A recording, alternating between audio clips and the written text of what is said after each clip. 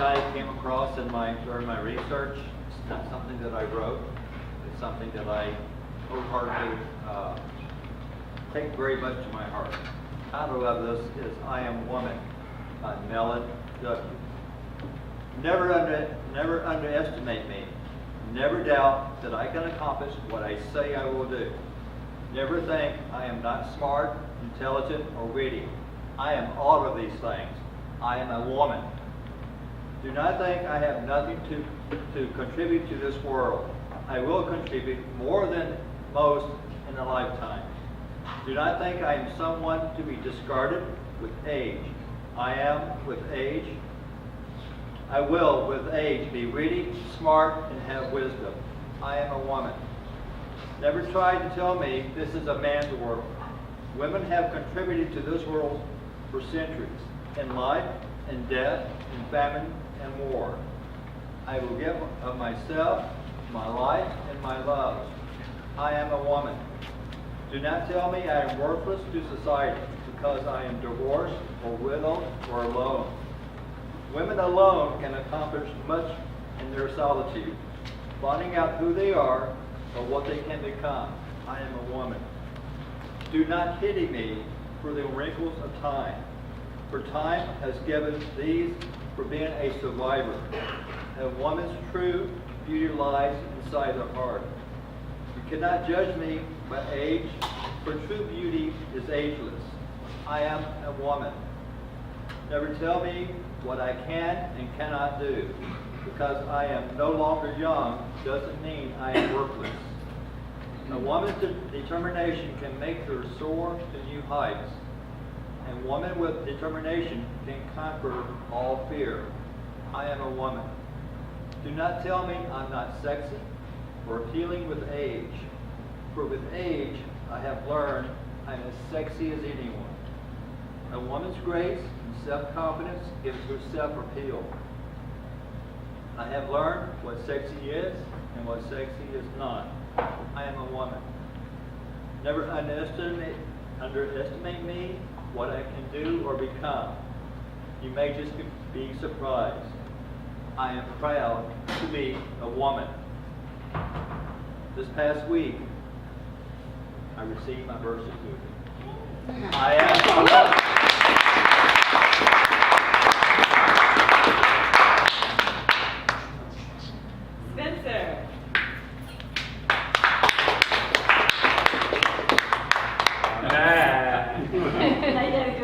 I know. I have two poems for the two loves of my life, coffee and Jordan. So this first one's about coffee. It's called Breakfast Records. You measure out 44 grams of your favorite coffee with hints of jasmine, caramel, and tangerine. Not quite at the point in your life to actually taste those flavors. Grind them way too early in the morning in a second-hand grinder in a fourth-hand house. Pick a mug from a cabinet of mismatched memories. Your sink is chock full of others' anxieties that are becoming yours too. So grab a bottled jug of distilled water instead to boil. 205 degrees. Pour through the paper into the glass Chemex and swirl to rinse in the light of a window to see an all-too-pink rainbow. The backyard has become a jungle, the porch a junkyard, the counter a mess of wet pumpkin patch bark from grounds you keep spilling because of your hand tremors, never certain if you'll be exact as you need to be and evenly pouring 700 grams over 4.5 minutes. But that shouldn't matter. You are at the church of yourself. Mistake-ridden meditation, quiet chemistry. While you wait for the brew, blink in slow motion. Feel time's curve. Put your favorite breakfast record on. Shuffle your feet in a dance no one will ever see but your kitchen and the cul-de-sac cat that sleeps on the worn beer pong table in the backyard. When it's ready, pour the coffee into your mug, breathe it in to the bottom of your lungs, and watch the fog on your glasses inhale, exhale away. Drink your worth in. You are the church of yourself. You are allowed to be the church of yourself.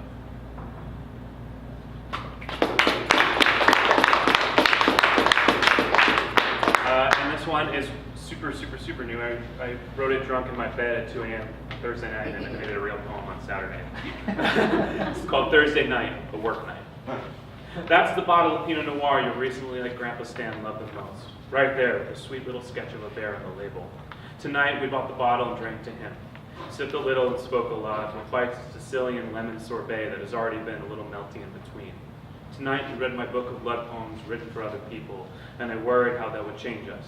Would giving you an unsanitized scalpel, letting you carve me up like the depressed rotisserie chicken I saw myself at market as, make up for the way I use vulnerability as a police baton from one of those early 1900s depictions of portly police officers, beating the living empathy out of you, but in an endearing, cartoony way? No. Everything was the same, you said. A little closer, actually. Painfully nourished. Just like how I drove home a little malnourished and drunk in a night drizzle and got spooked by red and blue lights behind me. Don't worry. That police car wasn't coming for me. She sped off to somewhere else, but goddamn, she took time out of her night to get right behind me for a while. Just to get my heart racing a little. Maybe help a mild crisis. Thank you. Yeah. Really quickly, some of the Front Street Boys here tonight. We have a new open mic Tuesday night. I didn't bring flyers because they didn't finish our show poster. It's a brand new open mic at Flat Track Coffee Roasters on East Cesar Chavez Street. If you want to read, please come early. We're expecting like a ton of people, or maybe 5 people. We don't know. So please come. It's our inaugural open mic. We'd love to see y'all. It's an open mic and mingle, food truck, coffee, drinks. So come on now. Ursula. Good plug.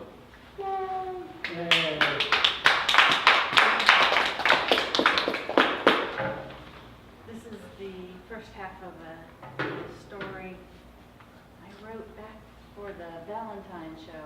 It wasn't quite ready yet, so it's called A Romantic Creature. He wasn't a romantic creature. Courtship and procreation were basic biological functions, no more important to him than eating or sleeping. But something was different this time, and Bob knew it. In English, his name was Bob, but in his own language, it was pronounced Grrrr! He was, after all, a Sasquatch. There was another Sasquatch in his territory. She was leaving a trail of the most alluringly putrid scent across trees and bushes. If it were a color, it would have been dark blue, like the water at the center of Deep Lake. He found tufts of her hair under leaves and snapped branches radiating a force he hadn't encountered before. Pressing the hair to his nostrils, he'd breathe in and shudder. Something stirred in him. Bob lived a solitary life. Except for the first few years of a young one's life, all of his kind did. It was how he kept from being discovered. For almost 50 years, he'd roamed this mountain range. Rarely did he see another Sasquatch. Occasionally one came through, looking for food, wandering into his forest. He'd growl at them, low, so no human would be able to hear it. But the others would hear it and move a little faster through his woods, away from him.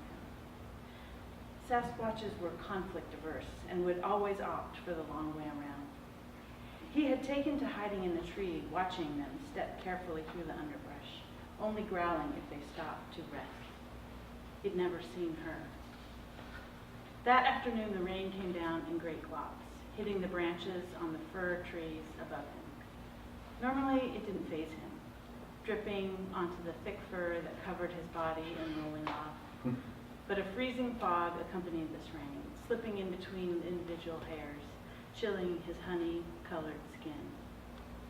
His preferred abandoned building was a half-finished wooden house near the edge of the woods. The smell of the mildew hit his nose as he ducked into the hole where the doors would have been. A discarded bag of chips crumpled beneath his foot. It must have been left behind by the squatchers, those soft human creatures who came to the woods with shiny black boxes and bright lights on sticks.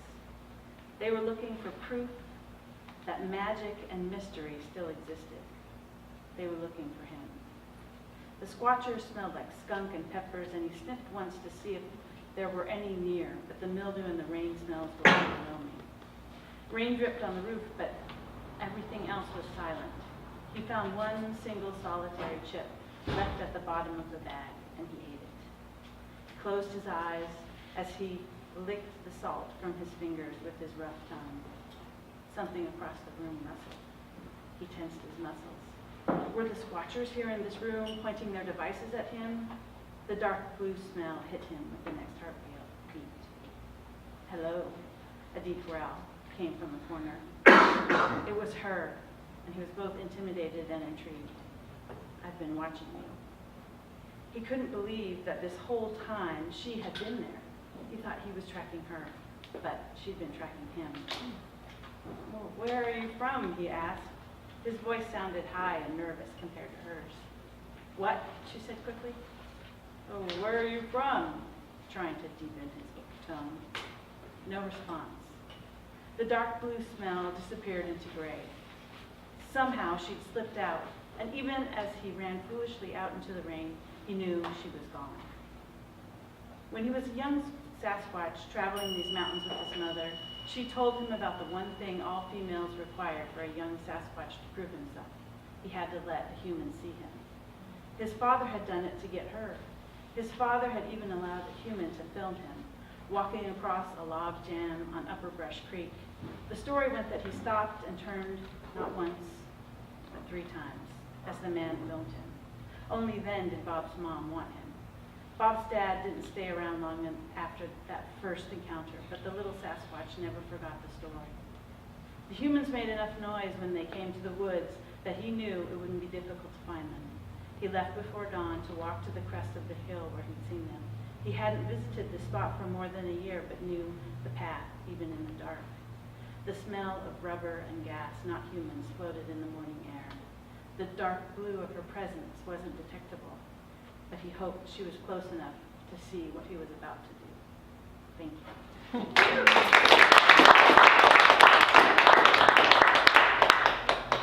Brian. I own a lot of guitars.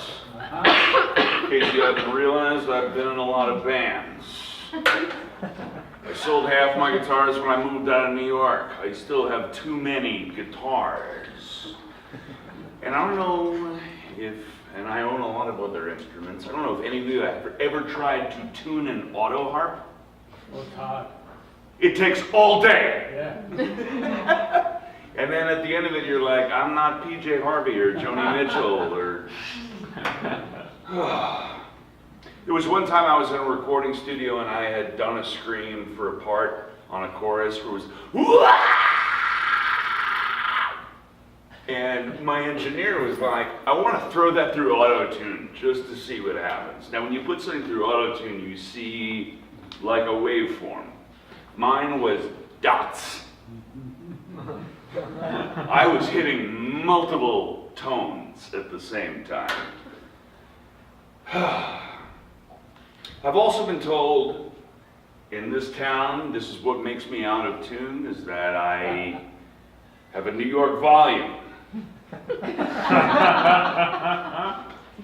And people have said to me, they're like, Bri, Doc, you're getting a little New York right now. I'm like, shut the fuck up, get the fuck out of here. I'm like, I am not louder than that bachelorette party at the pool table right now. Yeah, and I use the word cunt a lot, you know, but that's my Celtic heritage. It's a beautiful word. It depends on the moderator. You could be a magnificent cunt, a gorgeous cunt, a wonderful cunt, an awful cunt. You could be all those things. The problem is that I say the C word at a New York volume. We are used to talking this loud. That's a problem. That makes me out of tune here in Austin. Everyone's like, hey, buddy. How you doing, buddy? Hey, are you in a rush? Yeah, I'm in a rush. I want the bagel. Come on. It's not even a New York bagel. There was a jazz station in New York run by the head of Columbia University's music department, Bill Schaap. And apparently one night, late night, kid who was running like the 2 a.m. show put on a Thelonious Monk track. And he said, you know, at the end of the track, he goes, well, if you listen to that again, you can hear how Monk played the wrong notes in order to accentuate the melody. Apparently Monk was listening. and called up Phil Shapp at home and woke him up at 2 a.m. He was like, yo, you tell that white boy you got on the radio, the piano ain't got no wrong notes. And that's the catch. You can be out of tune, but you can be in tune. You can be tuned in and a little bit off. I think all of us are a little bit off kilter. I'm looking around the room, right? Ain't nobody here on the level.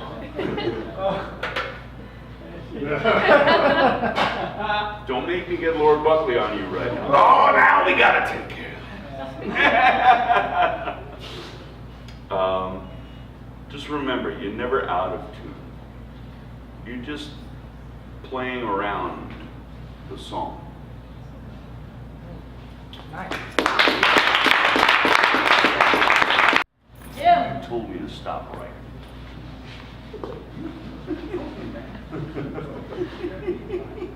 All right, we have not seen Jim for years. Jim, come on.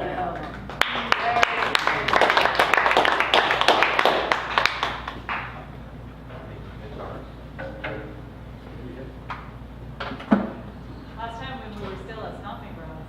Say again? The last time you came, we were still at Stomping Grounds. Yeah. Been a while.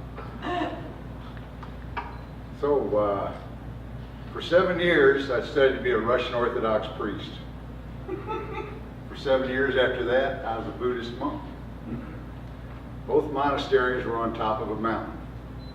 And the abbot would say, come to our peaceful mountaintop. He said, there you will get away from the mundane world and you will find peace. And he said, when you find the peace, you will learn patience. When you learn patience, you will learn to love. When you learn to love, you will find heaven. And when you find heaven, you will find God. And these are the lessons I learned on the mountaintop. Oddly enough, it's called the Lessons from the Mountaintop.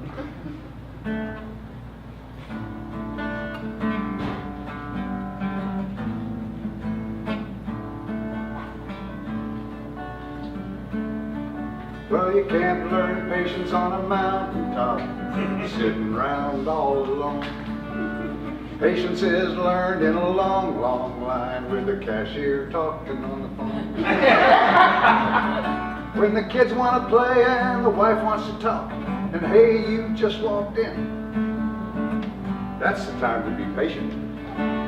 Now's when you got to begin. Yes, I've been up to the mountaintop and I'm not going back again. I'm finding my place in the human race with a family of friends. Well, you can't learn to love on a mountaintop with nobody around to share. I mean, I read all the books and opened my heart, but nobody seemed to care. Then I came down off of my mountain and made some new friends. Now I'm loving my way to a better day, and the magic begins. Yes, I've been up to the mountaintop and I'm not going back again. I'm finding my place in the human race with a family of friends. Well, you can't get to heaven on a mountaintop praying on a string of beads. You got to be a little more useful and help somebody in need. Lend a helping hand and understand you got the love for all you're worth. And if you want to get to heaven, you got to build one here on earth. Yes, I've been up to the mountaintop and I'm not going back again. I'm finding my place in the human race with a family of friends.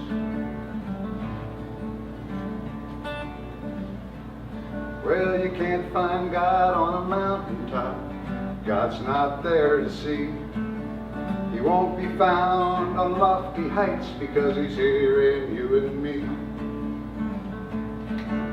And everyone all around us It's God in disguise, and the best way to find him is to see him in each other's eyes. Yes, I've been up to the mountaintop and I'm not going back again. I'm finding my place in the human race with a family of friends. Yes, I'm finding my place in the human race with a family of friends.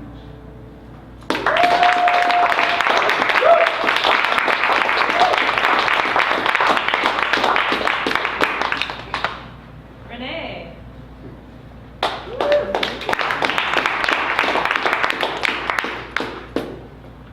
This is titled, Did She Really Hear That? Deidre's life took a quirky turn on a Saturday that had an unremarkable start. Rushing to start errands, she dropped a Bluetooth earpiece on the kitchen floor and heard an unsettling ping. Fortunately, nothing seemed wrong, so she tucked it into her purse and hurried out. In her haste, she forgot about it until later that morning. Walking back to the car, she tried connecting her phone. Crap, I guess it is broken, she muttered, which was immediately followed by this observation. A windy day, the beauty of nature is a splendid array. What an odd thought, Deidre reflected as she drove. Then, a silly idea fluttered. Was that cute little phrase a thought, or had someone said it? The crowded parking lot at the grocery store quickly killed any silly ideas about poetry. Walking through the parking lot, she heard ants marching to the door, collecting, buying, and storing up more. Huh, she snorted and thought, I do feel like an ant. Her musing sharpened into focus. Someone had said that thing about the ants. But who? No one else was on the row. Puzzled, she worked her way through the aisles and couldn't shake the feeling that something was off, like a song slightly out of tune. At home, groceries unloaded, she called Carrie, urging her out for dinner. Deidre explained, I just got back from the grocery store and I don't feel like cooking. How about that Chinese place up the street? Good, give me 5 minutes, because I'm walking.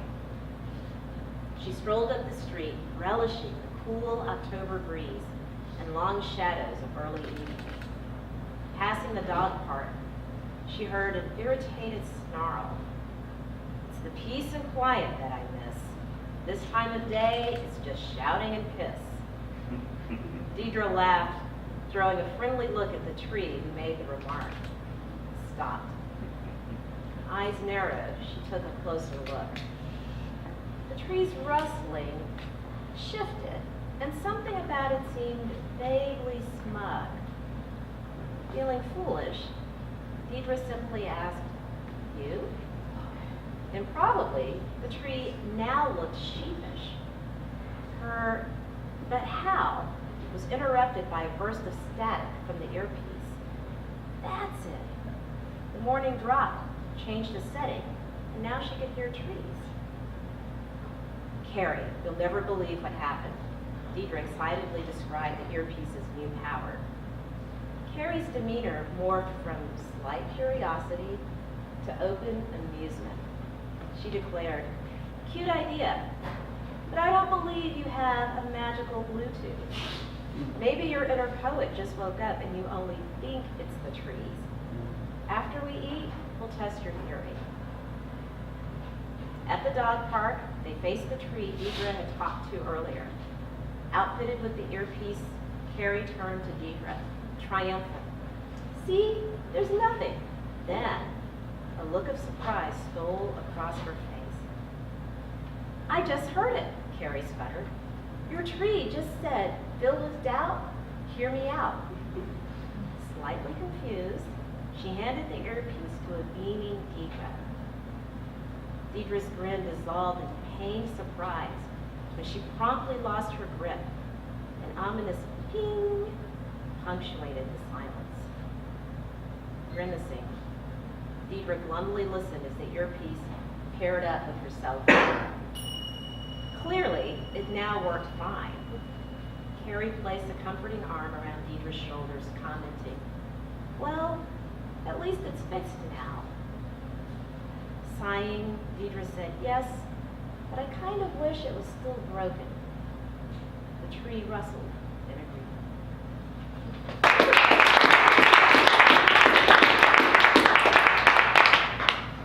Vote.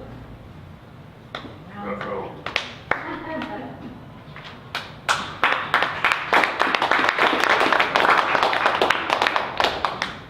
So it's kind of funny that you did that. So this is something I wrote, and it's coming up with some of the things that I've been talking about. About the power of words. It's called The Word. Is there power in a word? Could it hold the power of creation? Do we speak our way into existence? The Christians say, in the beginning was the Word, and the Word was God. Toltec shamans say, be impeccable with your word, because it's how we define our world, how we define ourselves. If so, we should be careful with the labels we use, careful about the stories we tell of ourselves and others, for our mouths can heal or maim, be magical incantations or angry weapons. Which do we choose? I've often wondered why we knock each other down rather than build each other up. My son laughs at me when I ask why there aren't video games of how many people you help and inspire, rather than how many you can kill. But really, why pay homage to the hatred? Give our attention to the fear eating our world? And why do we want to lend our words to those of the oppressors? Why do we do their work for them? Make it easy to defeat us. Make us question ourselves, doubt and divide each other. Why do we repeat their mantra that cruel is powerful? It seems to me we've already lost the war when we destroy ourselves to prove ourselves. But then again, we're the ones who have given those words their power. Bitch, cunt, whore. We've loaded them with their meaning. What if we simply stripped them of their meaning? The whole structure implodes and crumbles. But then I've denied the power of the word. And without the word, I am nothing.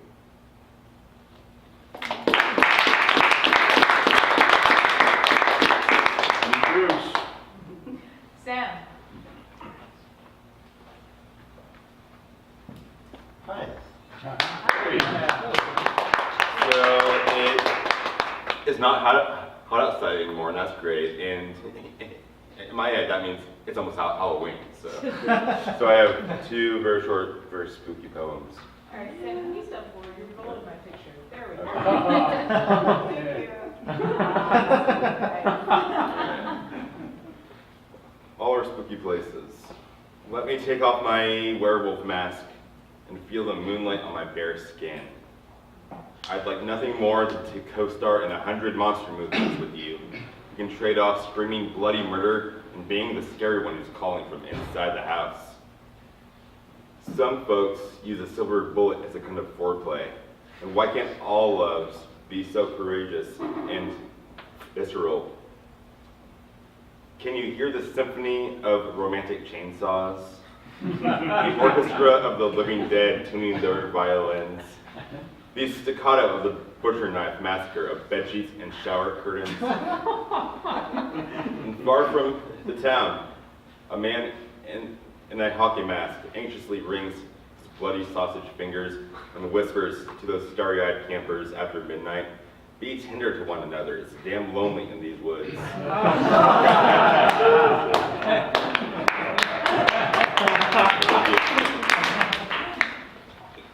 Ghost practice. On warm, sweaty nights, I put in a bit of ghost practice. Hiding in mirrors, throwing chains around to spook the neighbors, fucking up the good sheets with eye holes. If I think hard enough, I can become so faint I'm hardly there. And it's a great trick at parties, where the fighting and boasting are cut by the interlude of whiskey and Sam Cooke songs. And when I eventually bite it, I'll be the best ghost. I will skip the orientation and go straight on to keep floating around what I miss. My skeleton will be 1,000 tiny wishbones.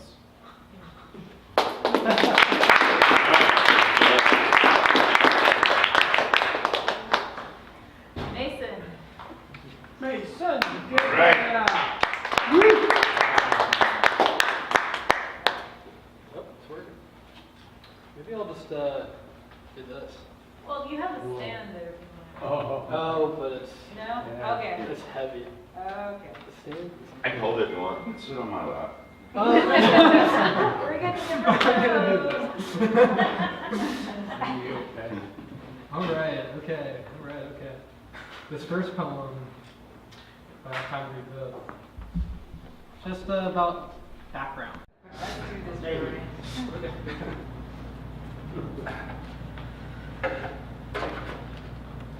Okay.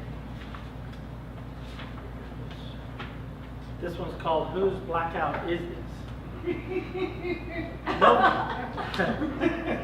No violins at night in absence of a caressing breeze. No windows left open in spring. Old aluminum frames, easy for a thief to slip a screwdriver into our lives and pull away the illusions that our brick walls paint. Each night pulls its hand away. Kisses, sleep another week. Whose blackout is this? I'm the wandering passion. You're the broken fortress, abandoned and falling to gravel and ruin. A crisis slow and cracking, undersea's bowl cracked, rippling waves like fists against the shores that love to hold you. Where are you so lost in an untouchable fear? Where's your gyroscope? I thought that I could ring like a boy. When the fog strangled you, you took the language of the green storm, and with your winds, I'm impaled on your sharpened cliffs spires of your night shores. When a bridge falls, its cord, ties, and anchor columns crack too. My children, your children, without oars, no way to navigate their shattering glass worlds. The dying of their rock-backed family, the empty chairs at the dinner table in their empty evenings, fabrics and patterns like the matrix of expectations, taint the probable, the mental illness of the traumatized.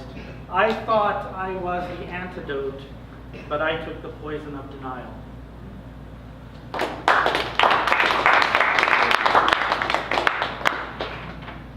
Okay, there are some, I'm finding out that they're kind of humorous and cheeky. There's some monks in China who want to make my poet pen name The Water of Joy, because I showed them this poem called The Water of Joy. Anghua is the name of the temple. Se means temple. I sat on a step and listened to a bunch of chanting, and it kind of moved me. So I wrote this poem, and the master read it and then invited me to a bunch of lectures he was giving. The chanting at Anghua Se reaches deeply into timelessness, forgoes a need for understanding. Small white butterflies float above tiny magenta flowers the size of fingerprints. I am between me and not me. I am not a father, I am a father. I am not a husband, I am a husband. I am not me, I am me. No reason in a heartbeat of an old human chant without development of time. The heartbeat of the soul, of energy, of voice. The keeper of the mind is the heart. The mantra pulls from the deep well of sorrow to drink the water of joy.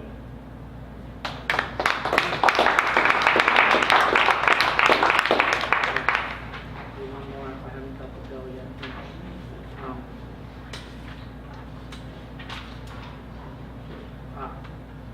Hooked in water. There is a lake, always a lake. There is a tree, always a tree. There is someone fishing and fishing and fishing, sitting very still with a simple pole, one line in the water.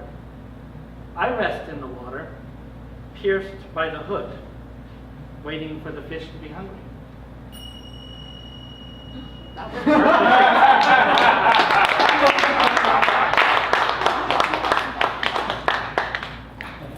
meant you had a minute left, but that's okay. No, that's fine. That was Nicole? Perfect close. perfect.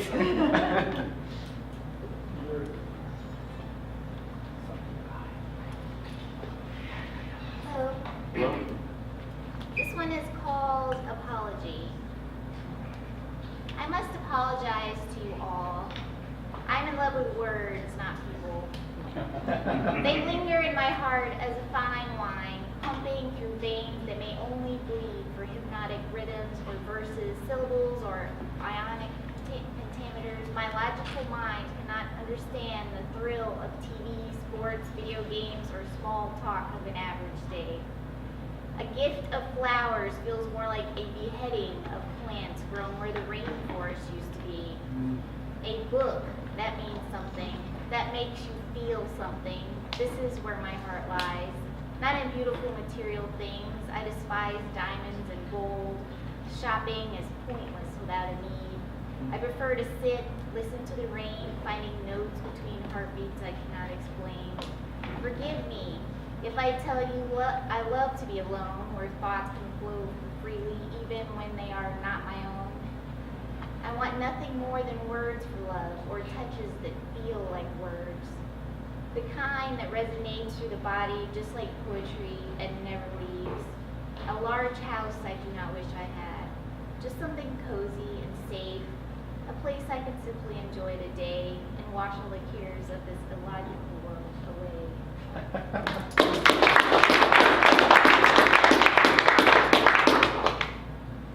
This one is called Plastic World. Plastic world of cannibalistic animals, extinct landscapes, and a new puzzle that breathes like me. Food is not food, and Chinese labor is cheaper than your neighbor, as truth is passed around and never eaten. Disposable numbers are people, homeless, sick, hungry, but we must have that cup of coffee, well, fancy coffee. Rows and rows and rows of corn, yet no garden in the front lawn of suburbia.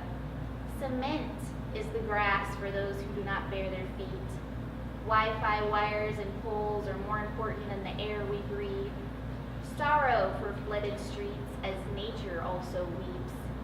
TV, social media control thoughts as news amplifies dark perceptions. True connections are lost as signals of humanity flatline.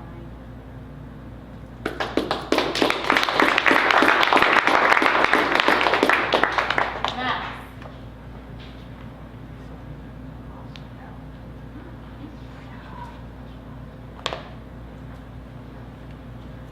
Hi, I'm Amos. I write spoken word sometimes.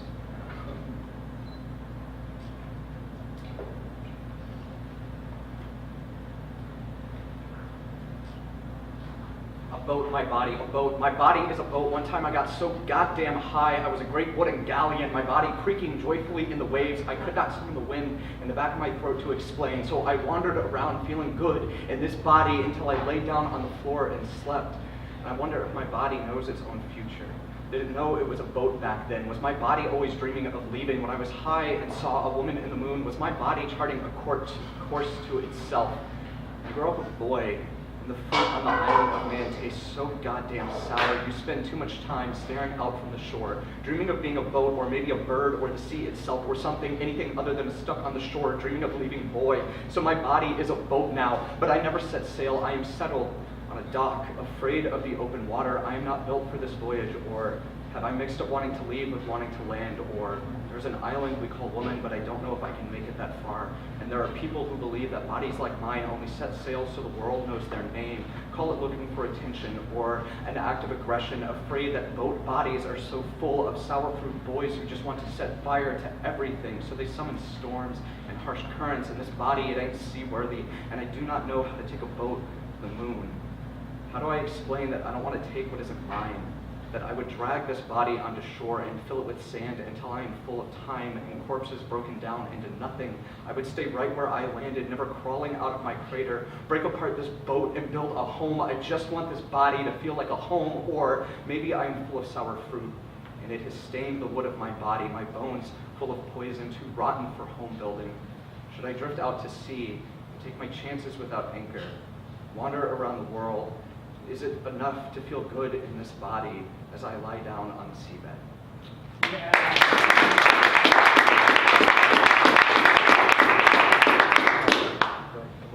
I'll let you know. Cool. All right.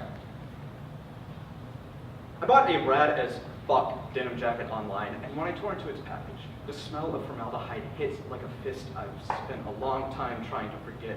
The smell is overwhelming. It crawls down the back of my throat. My first thought is to throw it into the closet, very deep in the darkness where no one, not even I, can find it. Hope that if it stays undisturbed long enough, the smell will leave on its own, but that's not how trauma works.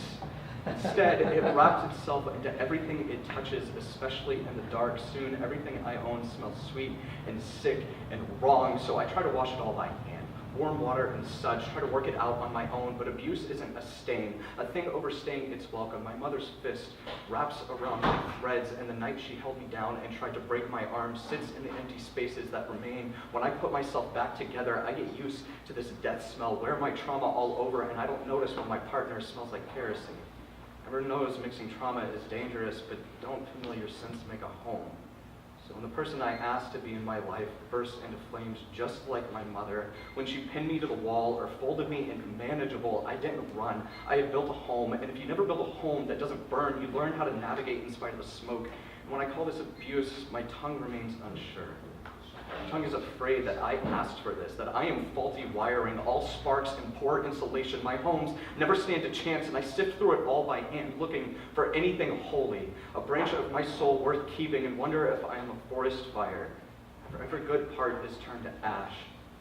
So with dripping hands, I grab baking soda therapy, pull apart the box, scrub until my hands are raw, refill the sink with water hotter than I can stand. No one ever said that this would be comfortable, and I am still standing unsteady, terrified of jagged edges and unsure seams, worried that there are embers everywhere in this soul of mine, or at the very least, I will manage to cut anything worth holding.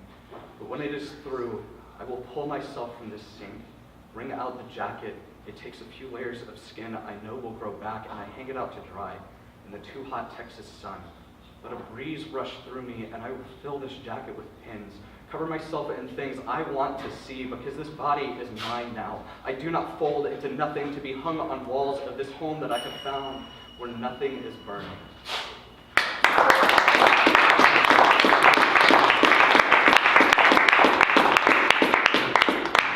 Whoa! Invisible Thom shall be seen. Never, never. Sardines, those pads. Yeah, it is, isn't it?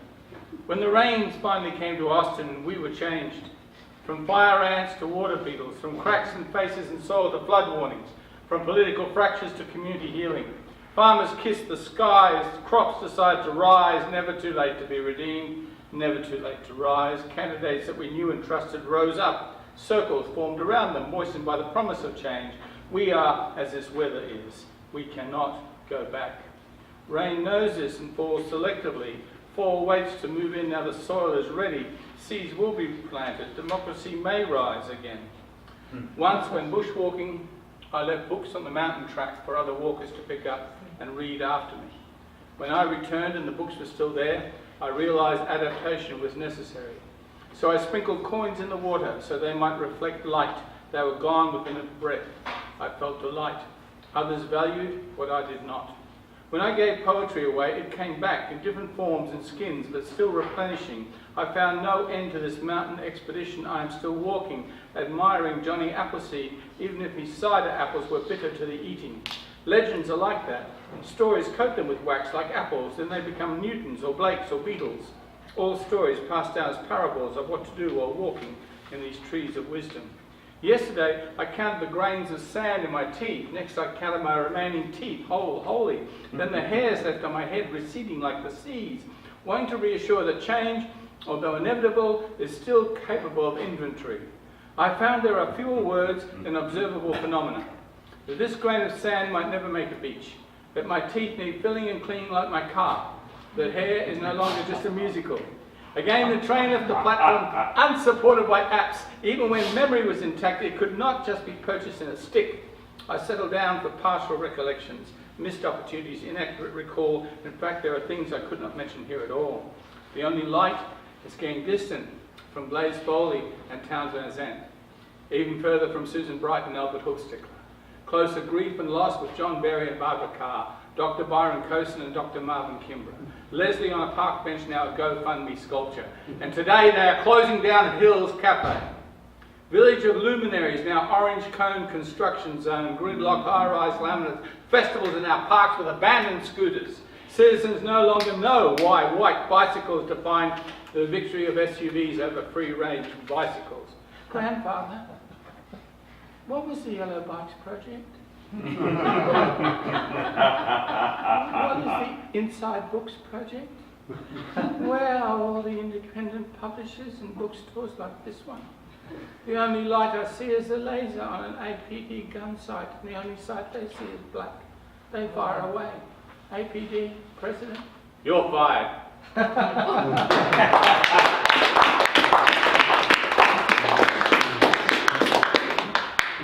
And once again, that's why nobody calls Thom.